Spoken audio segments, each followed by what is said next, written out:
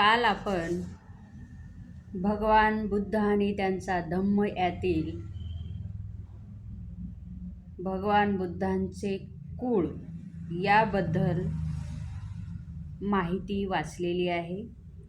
आज आपण त्यांचे पूर्वज आणि त्यांचा जन्म याविषयी या भागाचे वाचन करणार आहोत. शाक्यांच्या राजधानीचे नाव कपिलवस्तू हे होते. कदाचित हे नाव थोर बुद्धिवादी तत्ववेत्ता कपिल मुनी यांच्या नावावरून पडलेले असावे. कपिलवस्तूमध्ये जैशन नावाचा एक शाक्य राहत होता. शिनहू नावाचा त्याचा एक मुलगा होता. शिनहूचा विवाह कंचनाशी झाला होता. त्याला शुद्धोदन, धौतोदन, शुक्लोदन, शाक्यदन आणि अभितोदन असे 5 पुत्र होते.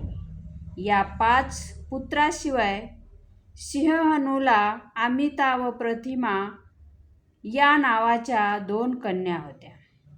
त्याच्या कुटुंबाचे गोत्र आदित्य होते. शुद्धोदनाचा विवाह महामायेशी झाला होता. तिच्या पित्याचे नाव अंजन व आईचे नाव सुलक्षणा असे होते. अंजन हा कोलीय वंशातील होता. तो देवदह नावाच्या गावी राहत होता. शुद्धोदन हा मोठा योद्धा होता. जेव्हा शुद्धोदनाने शूरपणा दाखविला तेव्हाच त्याला दुसरी पत्नी करण्याची अनुमती देण्यात आली व त्याने दुसरी पत्नी म्हणून महाप्रजापतीची निवड केली. ती महामायेची वडील बहीण होती. शुद्धोदन फार श्रीमंत होता. त्याच्या मालकीची भूमी विस्तृत होती व त्याचे पुष्कळ नोकर चाकर होते. असे म्हणतात की त्याच्या मालकीची जमीन नांगरण्यासाठी 1000 नांगर चालत असत. तो ऐशारामात राहत होता. त्याचे अनेक महाल होते. जन्म. शुद्धोदनाला सिद्धार्थ गौतम हा पुत्र झाला. त्याच्या जन्माची कथा अशी आहे. शाक्य लोकात प्रतिवर्षी आषाढ महिन्यात येणारा एक उत्सव पाळण्याची प्रथा होती. सर्व शाक्य लोक आणि त्याप्रमाणे राज्यघराण्यातील मंडळी हा महोत्सव साजरा करीत असत. हा महोत्सव 7 दिवस साजरा करण्याची पद्धत होती. एखाद्या महामायेचे हा महोत्सव मोठ्या थाटामाटात पुष्पमाला सुगंधित वस्तूंचा उपयोग करून परंतु मद्यपानादी उत्तेजक वस्तू वर्ज्य करून साजरा करण्याचे ठरविले. उत्सवाच्या 7व्या दिवशी ती भल्या पहाटे उठली. सुगंधी पाण्याने तिने आंघोळ केली. दानधर्म 4 लक्ष मोहरा तिने देणगी म्हणून वाटल्या. मौल्यवान अलंकार घालून साजशृंगार केला. आवडीच्या पदार्थाचे सेवन केले व व्रताचरण करून निद्रेसाठी कलात्मकतेने सजविलेल्या शयन मंदिरात ती गेली. त्या रात्री शुद्धोदन महामाया यांचा एकांत होऊन महामायेला गर्भसंभव झाला. पलंगावर पहुडली असताना ती तशीच झोपी गेली. निद्राधीन असताना तिला स्वप्न पडले. स्वतःला तिला असे दिसले की चतुर्दिक्पालाने आपणाला निद्रित स्थितीत मंचकासह उचललेले व हिमालयाच्या माथ्यावर नेऊन एका विशाल वृक्षाखाली ठेवून ते बाजूला उभे राहिले आहेत.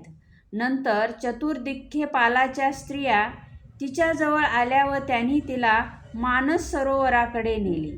त्यांनी तेथे तिला अभ्यंगस्नान घालून तिची वेशभूषा केली. तिला त्यांनी सुगंधी द्रव्ये लावून फुलांनी असे सजवले की ती कुणा दिव्य शक्तीचे स्वागत करावयास तयार झाली आहे असे वाटले. इतक्यात सुमेध नावाचा एक बोधिसत्व तिच्यापुढे प्रगट झाला व तिला म्हणाला, मी माझा शेवटचा जन्म पृथ्वीवर घेण्याचे ठरवले आहे. तू माझी माता होण्यास कबूल होशील का? तिने उत्तर दिले. मोठ्या आनंदाने त्याच क्षणी महामायेला जाग आली. दुसऱ्या दिवशी सकाळी महामायेने आपले स्वप्न शुद्धोदनास सांगितले. स्वप्नाचा अर्थबोध न झाल्यामुळे शुद्धोदनाने स्वप्नविद्येत पारंगत असलेल्या सुप्रसिद्ध 8 ब्राह्मणांना बोलावून घेतले. त्यांची नावे राम, धन, लक्कन, मंती, यन्न, सुयाम, भोग व सुदत्त अशी होती. शुद्धोधनाने त्याच्या स्वगताची यथायोग्य तयारी केली. त्याचे सेवकाकडून जमिनीवर फुलांचे सडे घालून त्या ब्राह्मणांसाठी उच्छासने मांडली. त्याने त्या ब्राह्मणांची पात्रे सोन्या चांदीने भरून द्रुत मधुरयुक्त व साखर मिश्रित दूध भाताचे सुग्रास भोजन देऊन त्यास संतुष्ट केले. याशिवाय त्यांना नवी वस्त्रे, गायी इत्यादींचे दान दिले. ब्राह्मण संतुष्ट झाल्यावर शुद्धोधनाने महामायेला पडलेले स्वप्न त्यांना सांगितले आणि तो म्हणाला, या स्वप्नाचा अर्थ मला सांगा. राजा, चिंता करू नकोस, ब्राह्मण म्हणाले. तुला एक असा पुत्र होईल की जर तो संसारात राहिला तर सार्वभौम सम्राट होईल, पण संसार त्याग केला तर तो संन्यासी झाला तर तो विश्वातील अज्ञान अंधकार नाहीसा करणारा भगवान बुद्ध होईल. पात्रातील तेलाप्रमाणे महामायेने 10 महिने बोधिसत्वाला आपल्या गर्भात धारण केले. तिचा प्रसूती काळ जवळ येऊ लागताच प्रसूतीसाठी आपल्या माहेरी जाण्याची तिने इच्छा व्यक्त केली. आपल्या पतीला ती म्हणाली, माझ्या पित्याच्या देवदह नगरीला मी जाऊ इच्छिते. तुझ्या इच्छेप्रमाणे होईल, राजाने उत्तर दिले. सोन्याच्या पालखीत बसून शुद्धोधनाने मोठ्या लवाजमासहित तिला तिच्या पित्याच्या घरी पाठवले. देवदहला जात असताना मार्गात फुलांनी बहरलेला तसेच पुष्पविरहित अशा वृक्षांच्या आल्हाददायक गर्द वनराईतून महामायेला जावे लागणार होते. तेच लुंबिनी वन होते. लुंबिनी वनातून पालखी नेली जात असताना ते वन स्वर्गीय अशा चित्रलता वनाप्रमाणे किंवा एखाद्या महाप्रतापी राजाच्या स्वगतासाठी शुभूषित केलेल्या मंडपासारखे भासत होते. बुंध्यापासून फांद्यांच्या शेंड्यापर्यंत तेथील वृक्ष फुलाफळांनी ओथंबलेले होते. त्यावर नाना प्रकारचे असंख्य भ्रमर चित्रविचित्र आवाजात गुंजारव करीत होते आणि निरनिराळ्या प्रकारचे पक्षीगण मंजूळ स्वरालाप काढीत होते. तेथील मनोरम दृश्य पाहून महामायेच्या मनात तेथे थांबून काही काळ क्रीडाविहार करण्याची इच्छा उत्पन्न झाली.